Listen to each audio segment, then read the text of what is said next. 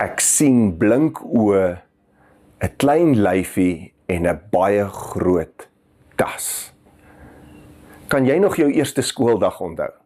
Of dalk is jou kinders se eerste skooldag varser in jou geheue? Kan jy onthou wat jy beleef en ervaar het en wat se emosies hulle beleef en ervaar het? Daardie eerste dag. 'n Nuwe juffrou, 'n nuwe skool, nuwe omstandighede, nuwe situasie, nuwe gesigte, nuwe maatjies en alles voel vreemd. Dit is daardie eerste dag wat 'n mens so eintlik oorweldig. Jy's opgewonde, maar jy's ook op jou senuwees oor die onbekende. Jy staan klein voor 'n groot onbekende. En toe ek nou daaroor dink oor die graad 1's wat vandag weer vir die eerste keer by die skool kom, toe dink ek aan ons lewens. Ons het dikwels sulke graad 1 dae in ons lewens. Eerstes, 'n eerste dag vir iets. En dit laat ons baie keer klein voel, omdat daar soveel groot onsekerheid is. Dalk is vandag jou eerste jaar as eerste jaar op universiteit, of jou eerste dag in die hoërskool, of jou eerste dag by die koshuis, of dalk is dit jou eerste jaar as getroude, of dalk jou eerste jaar as geskeide, of eerste dag as enkellopende. Of dalk is dit jou eerste dag van jou nuwe besigheid wat jy probeer, of jou eerste dag by 'n nuwe werk. Maak nie saak nie.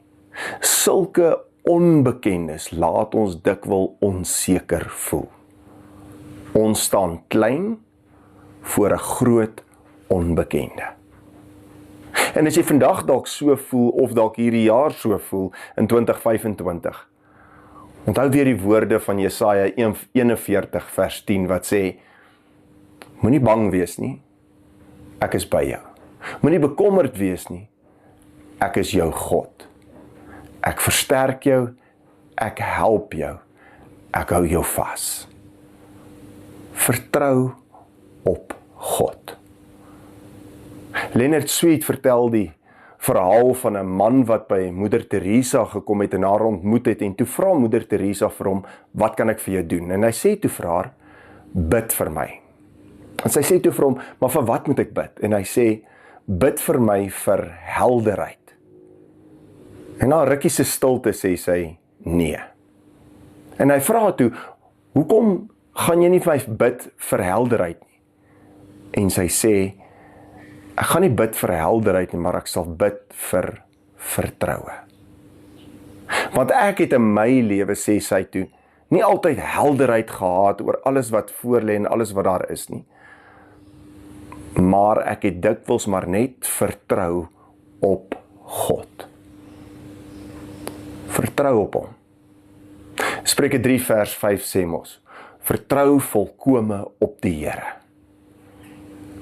Ek en jy gaan in hierdie jaar 2025 baie eerste dae hê, eerste maande, eerste weke, geleenthede waar ons klein staan voor 'n groot onbekende. En dan gaan ons van God vra van hom, om vir ons alles te wys, die pad te wys, elke stap uit te lê, voordat ek en jy gaan beweeg vorentoe. Maar God gaan nie altyd vir ons alles wys nie. Hy gaan baie keer ook net vra, dat ek en jy hom vertrou. Hier waar ek en jy baie keer klein staan voor groot onbekendes, moet ons baie keer net leer om ook op hom te vertrou. Ons geloof is nie afhanklik van die hoeveelheid duidelikheid wat ons het oor 'n toekoms of oor 'n groot onbekende nie, maar eerder hoe diep ek en jy bereid is om op God te vertrou, wanneer ons selfs nie eers die volgende stap weet of ken nie. Mag jy hierdie jaar leer om te midde van klein wees voor groot onbekendes op hom te vertrou. Kom ons bid saam. Genadige God, Hemelse Vader, ons sê vir U dankie dat ons vandag tot U kan bid. Ons bid in besonder vandag vir hulle wat 'n eerste dag het. 'n Eerste dag by die skool, eerste dag by die hoërskool, universiteit, eerste dag by 'n nuwe werk. Eerste jaar dalk as geskeide of 'n eerste jaar dalk sonder 'n geliefde. En ons gebed is, Vader, wil U hulle die krag gee, soos U vir ons beloof in die skrif, wees U by hulle, hou hulle vas. Gee dat hulle nie bekommerd sal wees nie, omdat hulle weet, U is hulle God. Maar Here, help ook elkeen van ons om op U te vertrou, te midde van groot onbekendes. Ons bid dit in Jesus se naam alleen. Amen. Dankie dat jy vandag weer ingeskakel het hier by die kerk aanlyn, en indien dit vir jou moontlik is, deel hierdie evangelie met ander. Want ek is seker, baie mense beleef onsekerheid voor 'n groot onbekende van hierdie jaar.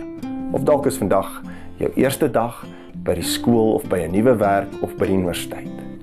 Baie sterkte, en mag jy vir 'n slag probeer om op hom te vertrou. Tot 'n volgende keer.